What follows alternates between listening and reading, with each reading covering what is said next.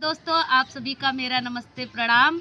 आशा करते हैं आप लोग खुश होंगे, मस्त होंगे। आप लोग के सामने बहुत प्यारा बन्ना गीत लेकर के आ रहे हैं। आप लोग सुनिएगा, प्यार दुलार दीजिएगा। धन्यवाद। घोड़ी सा